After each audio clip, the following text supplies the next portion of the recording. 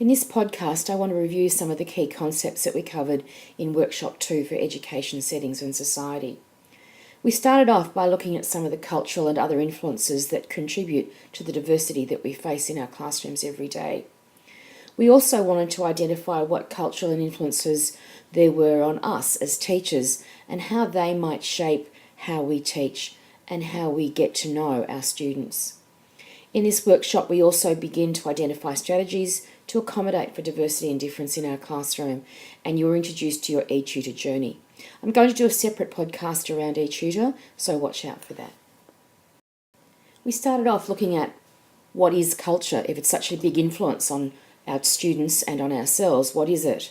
And we looked at the obvious cultural markers such as the colour of our skin, our ethnicity, and the clothes that we wear. We also talked about differences in language and in the foods that we eat. We talked briefly about culture as being some of the different things that we celebrate, the festivals.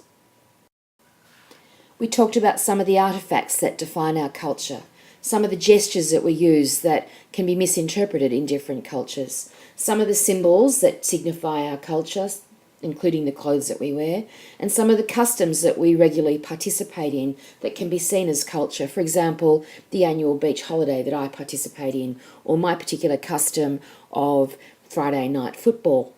And we talked about some of the customs that you share. But we also moved beyond those big external markers of culture to look at the influence of family on the invisible things, the values that we share, the beliefs that we hold. These are incredibly important and quite variable parts of culture and are derived from shared histories and cultures across society, but can be customised within small family units. So culture is something that emanates from that lived experience that we have with the people that we live with. We looked at this particular quote and we talked about how children take on the culture of the various environments or cultural settings that they are in, that they adopt the practices of those around them. Some people, like Karen Malone, refer to this as their life world, more specifically, their outer life world. Family, school in our culture, are important settings where children learn how to be. We looked at our own life worlds, influences on us, and drew parallels with influences on children. In children's learning and development last semester, you covered ideas such as the increasing role that media and technology play in shaping the life world of children, and how that the media and technology in particular mean that children can construct their life world quite differently to that of their parents and their family. I asked you to complete your concept map of your own life world, adding more detail to it than is in this diagram, and you did that in the workshop.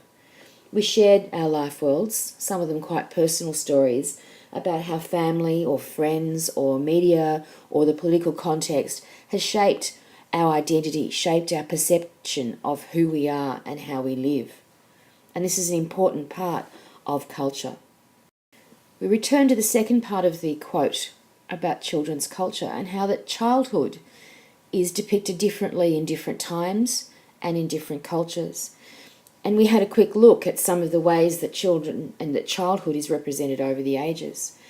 In this image, we agreed that children here were miniature adults, but from a very privileged society.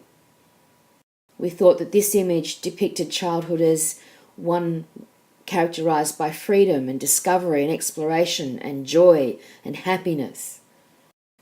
This contrasted with this particular image of childhood as innocence, of vulnerable, of in need of protection, of being kept safe and wrapped in cotton wool.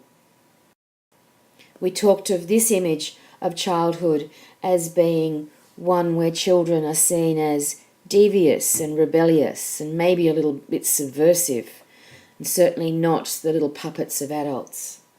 A sense of independence that is growing. In this image, we continue that loss of innocence theme with the sexualisation of children and how we're trying to make them look like mini adults, look and act perhaps like mini adults, whereas they are only children.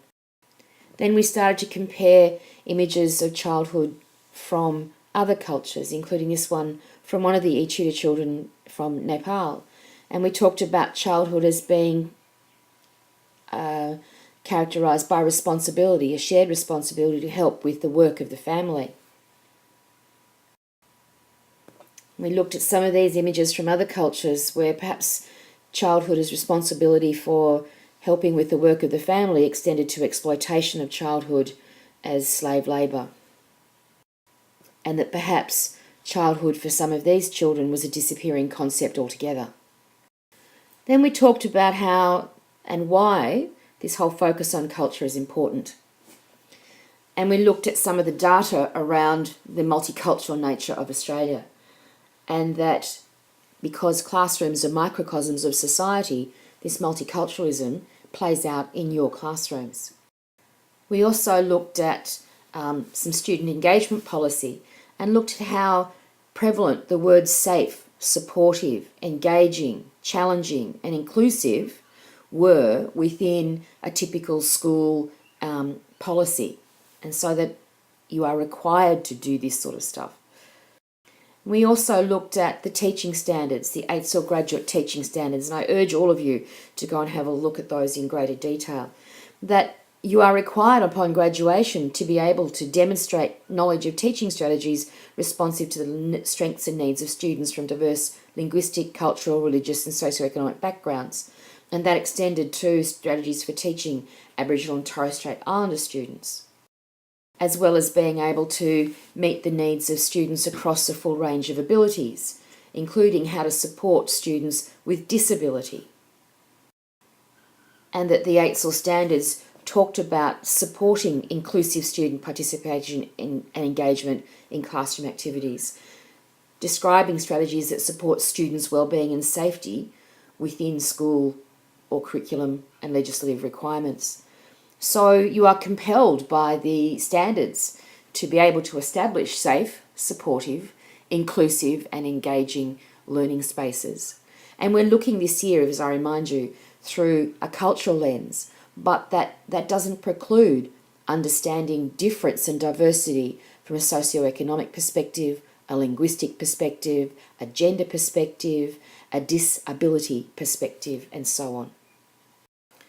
We also looked at what it means to be interculturally competent and looked at Carla Dalla Dierdoff's model that really revolves around a shift, this internal frame of reference shift from an ethnocentric view, a view that is based in your own cultural perspective, to a more ethno-relative view, which is one characterised by attitudes of respect, openness and curiosity about other cultures, plus knowledge of other cultures, and importantly, cultural self-awareness, combined then with skills to listen, to observe and evaluate, to analyse and interpret and relate other cultures or other dimensions of difference, if we take it that far, to your own. So what I'm wanting you to do through this course and through your professional placement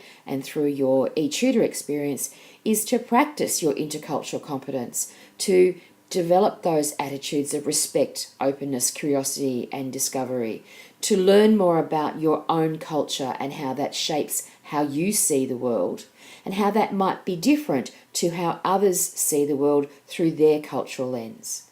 And I want you to think about shifting that frame of reference even a little further than it currently has, or shifting it if it hasn't shifted yet, and becoming more aware. And this is kind of the focus of your final assessment task, is how much have you shifted along this particular model of intercultural competence. I briefly went through what the Australian curriculum talks about when it talks about intercultural understanding. Learning to value and view critically your own and your students' cultural perspectives. Make connections between your worlds and the worlds of others to build on shared interests and commonalities. Develop your own ability and your students' abilities to communicate and empathise with others. So it's the same sort of ideas that are expounded in that model that we just looked at. And here are some more. Consider your own beliefs and your students' beliefs and attitudes in a new light. That's that internal frame of reference shift I was talking about, so that you can gain insight into yourselves and to others. Develop dispositions such as empathy, reciprocity, respect, responsibility, and open-mindedness. And there's the reference for you. We looked at what this might look like in practice, where we looked at the video of the young teacher in an Aboriginal community in South Australia, and the sorts of strategies that he used to engage the students by using their language, by learning more about their culture, by getting them to be active and kinesthetic, because that's how these children prefer to learn, by taking them back out onto country, by incorporating technology as a way to engage them. So there's a list of 5 or 6 different strategies that we identified within this particular video. So I urge you to have another look at that particular video and see what other strategies you might be able to identify and then emulate in your own classroom. So in summary, we can't understand a human being without recognising the cultural dimension to their lives. If we need to know our students, we need to know the cultural dimension to their lives as well as the learning dimension to their lives. We need to know ourselves so our own cultural filters don't constrain us. We need to acknowledge that children's culture is increasingly influenced by aspects of the world beyond family and schools, such as media and technology.